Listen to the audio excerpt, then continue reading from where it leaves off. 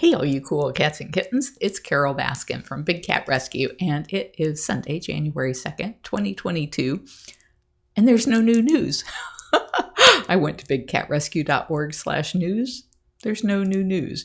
I went to Workplace, which is where all of our volunteers check in and report on the cats, and there's no new news.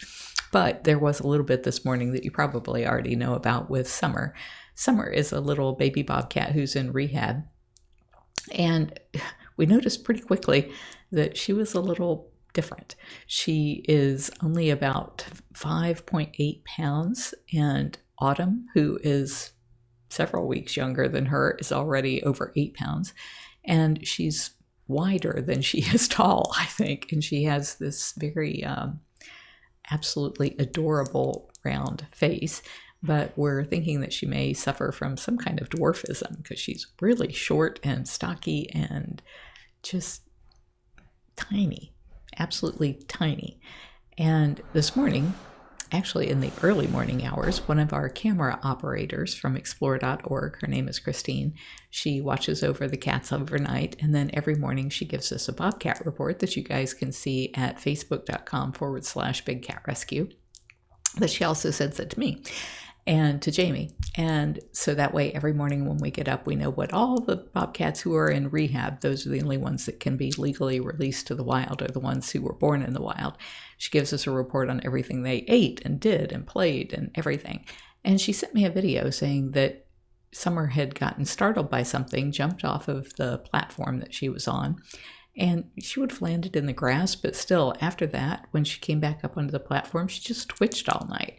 And it wasn't extreme. It was just like, it almost looked like a baby with the hiccups.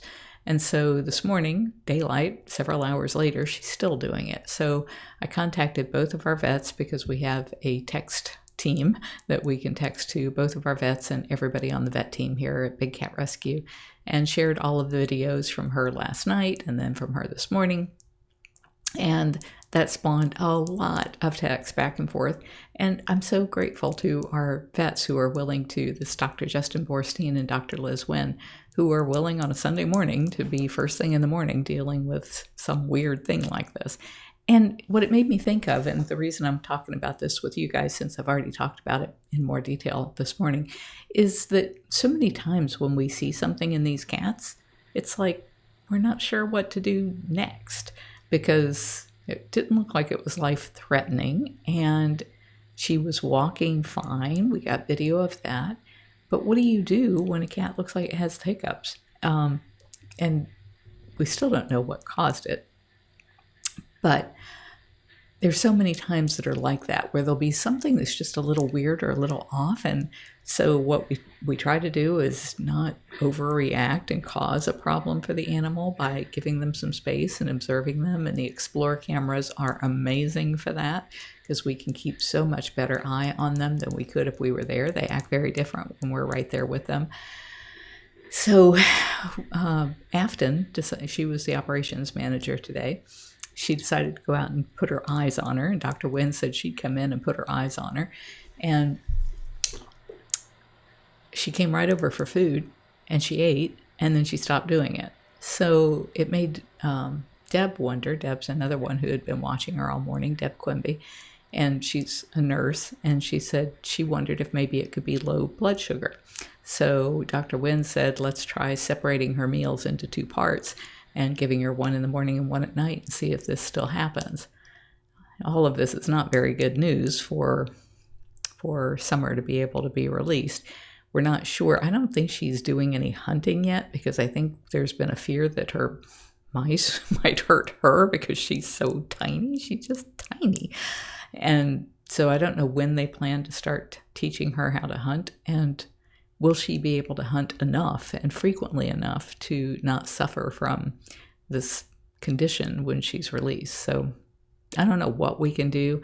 The vet said that the only way that you could test for that, if it is a low blood sugar issue, is to catch her, sedate her while she's experiencing that, and draw blood. I'm not crazy about that idea either, when she's already kind of debilitated, sedating her. But maybe they can just scruff her and do it because she is small, but she can be fierce. Anyway, just giving you an idea of all of the crazy things that we have to deal with here at the sanctuary, because cats are cats. And if you have cats at home, you know exactly what I'm talking about. Oh, we love them. They scare us to death sometimes.